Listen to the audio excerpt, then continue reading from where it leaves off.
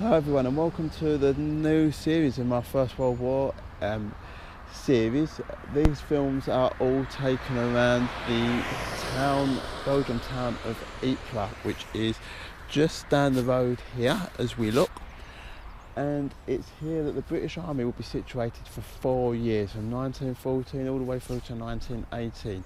In this area, 1/3 of the casualties suffered by the British and Imperial forces would occur, due to the fact that we are here for so long. Now, I am at a specific location at the moment, which is the Essex farm area. So we've got Essex Farm Cemetery in front, which I'll go in and have a look around earlier. If you followed any of my previous footage videos on the First World War, my Normandy series, you'll know that I don't actually film inside the cemeteries. And then later on we're going to move down here, because down here is an aid station. Now, it's a very important aid station, because this is where the war poet John McCrae was stationed, and it was where he wrote his immortal poem in Flanders Fields.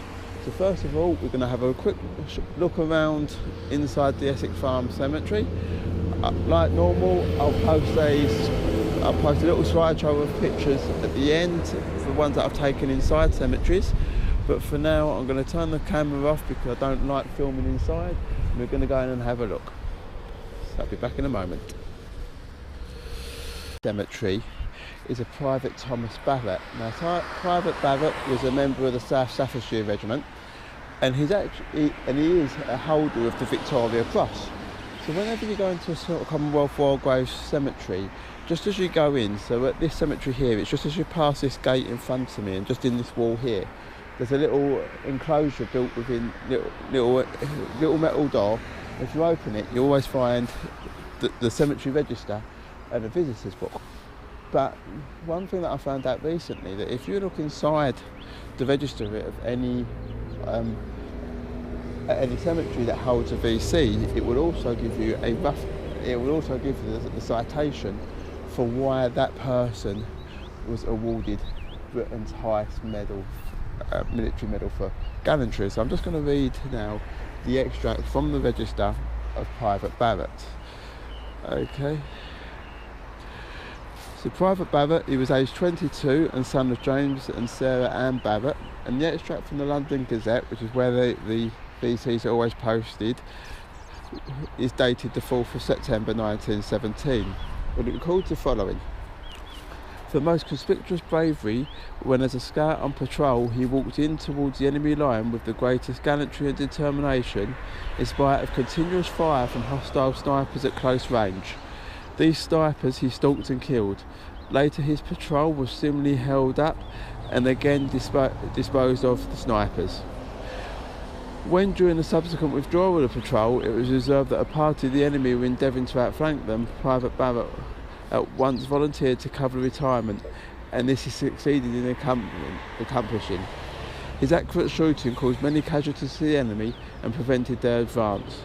Throughout the enterprise he was under heavy machine gun and rifle fire, and his splendid example of coolness and daring was beyond all praise.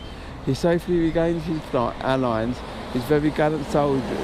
After he safely regained our lines, this very gallant soldier was killed by a shell.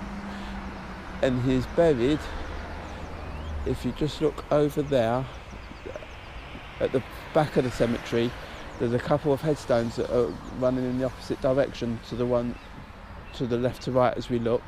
It's going forward and back, and he's buried just down there. So we're moving down there from the cemetery down to, well, first of all we're going to go to the monument behind the cemetery before we go down to the aid station itself. Now, Essex Farm was named after a nearby farm. It was named by members of the Essex Regiment, who obviously the county that share the name of the farm. And it actually was situated a few miles behind the front line. So on the western front, wherever you are, whether you're here at Ypres, whether you're down on the Somme, or even if you're on that forgotten front area between the Ypres Salient and the Somme area, places like Vimy Ridge, Arras, Bateau Luz, that area, you generally find there's three types of British cemeteries, or Commonwealth War Grave Commission cemeteries, and those are battlefield cemeteries. So these are often the smallest of the cemeteries. There are aid station cemeteries, which this one here at the Battle of here at Essex Farm is, with the aid station down to our left here, and also the final cemetery being that of what we call concentration cemeteries. Now these are the real huge ones, so we'll see one later on in this tour at a place called Tyncott, which is up near the village of Passchendaele. But also you will find another but also Sierra number 2, if you've watched the Somme video on the Pals Walk that I did back in September. And so those are the three types of cemeteries. So like I say, this is an aid station, so most of the people buried here have only been buried the once, as compared to what you get in the concentration cemeteries. And in this cemetery alone here, we have over 1,107 British soldiers, 57 Canadians, and even a few Germans, because obviously with it being an aid post, nationalities from all sides were pulled into the aid post as and when needed. Okay, so you do get enemy soldiers buried in amongst British and Commonwealth soldiers here at Ypres, especially, like I say, mainly at the aid stations and possibly at the concentration cemeteries, but predominantly at the aid station ones, which we are here. So now coming up to this monument on the hill here behind us, which is the monument to the West Riding Division, and let me have a look at the XL. So just trying to work out what the Roman numerals are. So 9XL 10 60 69th, I think 69th West Riding Division. No, yeah, 60th West Riding Division. Yeah, 69th. Yeah, 69th West Riding Division. So we're going to go up the stairs and have a look here.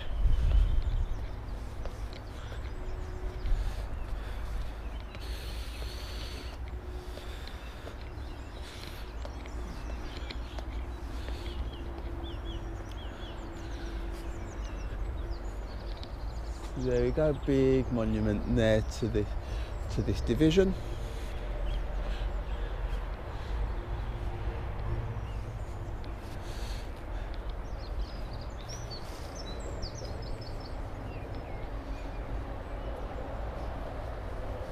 And there we go. Up there it says, to the memory of all ranks of the 49th West Riding Division who gave their lives for king and country in the Great War in 1918.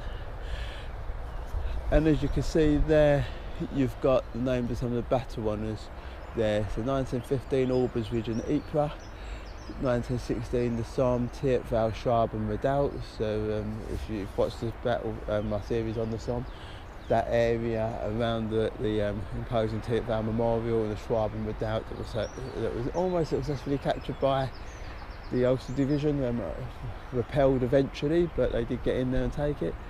And then 1917 Nieuport and Popocell. So that gives us a good, as we speak about Nieuport there, that gives us a good indication we can talk about now whilst we're up here, because there's something that we can see over the background here that makes it worth looking at. Oh, and if we come around here, you've got the rest of the war. So 1917 Passchendaele, which is the village on the outskirts of Ypres. Often people refer to the third battle of Ypres as Passchendaele, and in 1918 Neuve Kemmel, another area around White Sheet, placed on the Messines Ridge, which we'll discuss in a moment, and then the River Selle and Valenciennes. So we talk about the Ypres salient. What is a salient? So a salient is a bulge in the line. So let's describe the Western Front in 1914. Exactly where did it run from? So if you come back round here, there was a battle honour up, Battle of Nieuport. Now Nieuport is on the coast. on the coast of the North Sea, right over that direction. Not that far actually, not that far at all. Down towards that direction, and that is where the western front, the barbed wire, goes into the sea. From there, the line swings up to a place called Bosinger, which is just along this, heading up this road that we can see in front of us. It heads up towards Bosinger, and that area from the airport to Bosinger generally consisted of troops being held by Belgian forces, the national force of the territory that we're in, with the majority of Belgium being occupied over this, from this side onwards, or from the outskirts of Ypres over that way, but all the way to Brussels and beyond, by German forces. So the front line, it comes down, it comes into Bosinger, it crosses the flooded Ypres plain. So the river Ypres, a major river that flows through this part of Belgium, and they open the sluice gates and flood the farmland around it, so as to prevent the Germans from being able to break through and causing a situation within that line. Then from Bosinger, it comes out around the Ypres Salient. So this area here, this water in front of us here, this is the Ypres Canal that runs through part of Ypres and would all at one point have been part of the front line. Then the line bends out around the far side of the town of Ypres. So Ypres itself is just over that in that direction, and if you're to follow this road in, it goes into the western side of the town of Ypres. Now, the British position was mainly to the east of Ypres, out and up towards an area along a line called the Menine Road. Now, Menine Road, if you're familiar with anything from the First World War, you'll probably know the term of the Menine Gate, where the ceremony is held every day at 8 o'clock. Well, that road leads from Ypres, goes out through the Menine Gate, and then heads up and out across the major part of the battlefield area. Now, if you was to continue this road that we follow here around and up towards Bosinger, or even this road that we lead up to here, you're going up to the northeast kind of corner, you head up towards places again synonymous with this time of the war. You're looking at areas up there that is Langemak, where the big German cemetery is, the big German concentration cemetery is, and an area that was synonymous with the First World War, with the Germans, especially because Hitler really promoted this idea of Langemak, and something that happened at Langemak, which we'll talk about when we get up into that area. And then as you swing around, you come round, you've got the area of St. Julien. That's where the first gas attack happened in the Second Battle of Ypres in 1915. Then you move further around and you've got the area that goes from Zonnebeek up through the area where the Tynecott Cemetery is, into the village of Passchendaele, and that, like I say, often referred to the Battle of Passchendaele, is the often referred to name for the Third Battle of Ypres. The actual battle itself consists of a much wider area than just the capture of one village, but it was the capture of that village that was really synonymous with that action in 1917. Through round then, you meet the Menine Road area coming out of Ypres, and as you go up there, you get up to Hoge Crater, Sanctuary Wood, Hill 62, areas that are synonymous with a lot of the fighting. And then from there you move round, you go round area of Zillebeek, Hill 60, and then out onto the Messines Ridge, which will take you down towards Washi, or White Sheet as it was often referred to by the British, and then down into Plough Street Woods, heading towards the French build, the Plough Street Woods, which is where the famous truce of 1914 occurred, on the Messines Ridge down towards Plough Street Woods. And then it goes off, the front line will go off into France, across the area of the Douai Plain, towards the area of the Battle of Loos, Vimy Ridge, and then down into the Somme.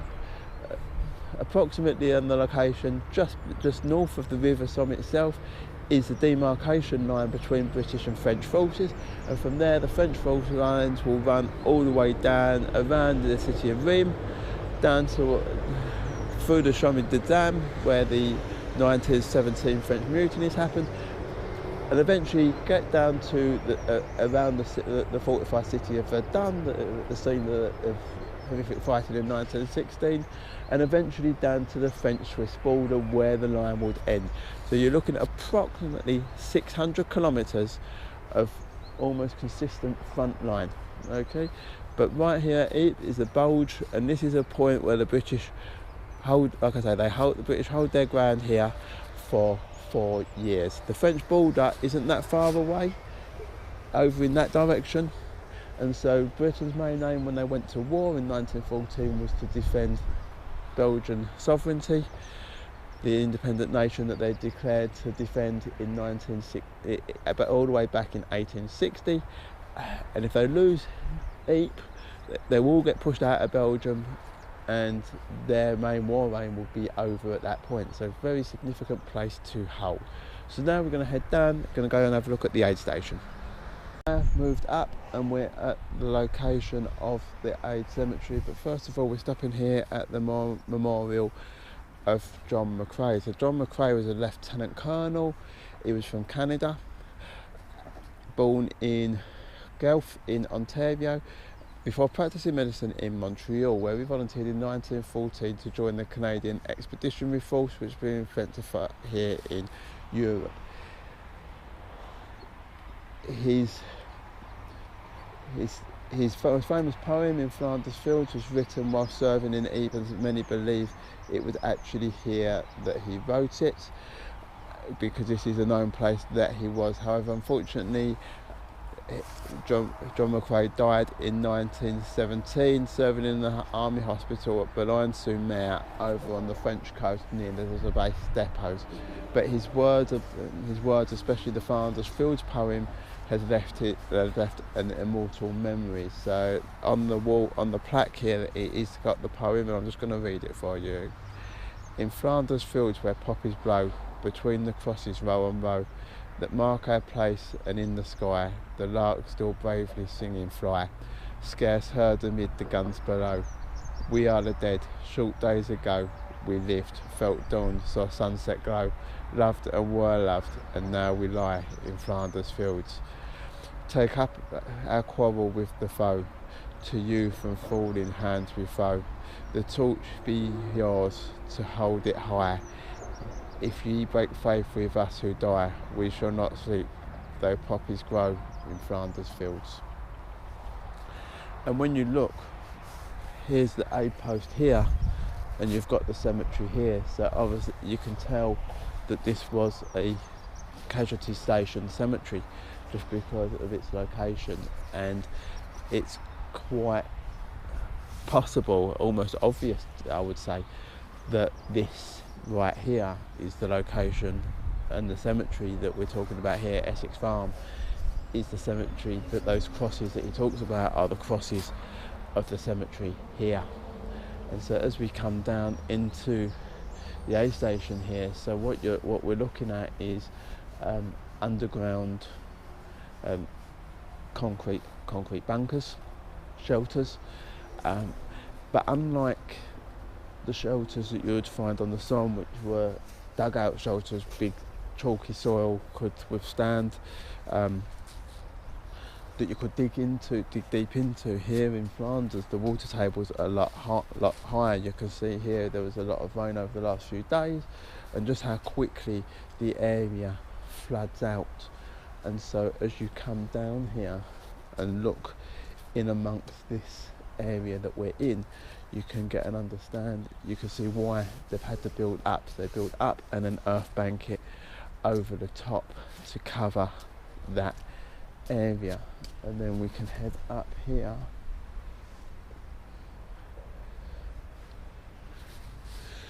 and you can see here just how much water's coming through. A bit more of the remains of the position, and then we'll head up into the fields above here and just have a quick little look, see what's up here.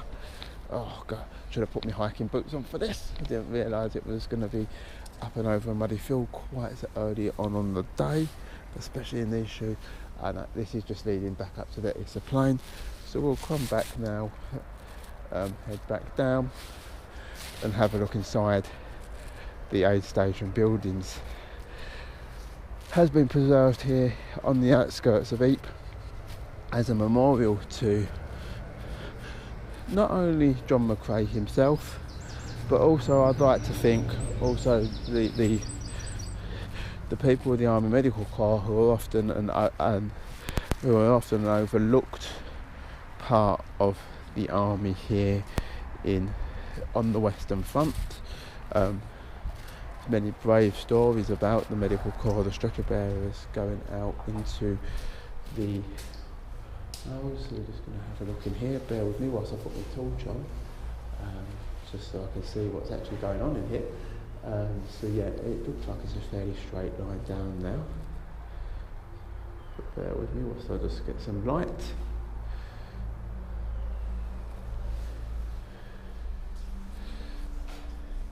So yeah, fairly small area. You can see some people put some memorial crosses up in here. The actual sort of into the depths of it. This one here is a little bit wider, so you can see here some memorial crosses. You can see just how deep the water is lying in here. You can imagine soldiers just laid out. So, like I say, this is an aid post more than anything else. So this is one of the what you would find when you're looking at medical facilities on the Western Front. Again, something that's often overlooked per se, maybe, when we're looking and talking about fighting in the First World War. Again, you can see more crosses in here. It's quite a small area, to be honest, in there. So what realistically we're looking at, possibly the locked off door probably is into a deeper area of the position. So when you're looking at medical facilities on the Western Front, we're normally looking at it's a several layer system that would be in operation. So the first layer will be a regimental aid post, often situated fairly close to the front line, and that would be the initial triaging point. So you're coming back, you've been involved in action, you've got some form of injury, you'll go there, you'll be triaged as to what has occurred. Can you be treated there and then patched up and be sent back into the line? Do you need to go back further down the line for further treatment? And so that's where that decision would be made. You would then be carried back to something what is often known as a casualty clearing station. So this is where, again, depending upon the severity of your wound, you'll be pulled out of the front line itself and moved back toward, even further back towards safety. Again, can you be patched up by medical officials there? A little bit more technical skilled, a little bit more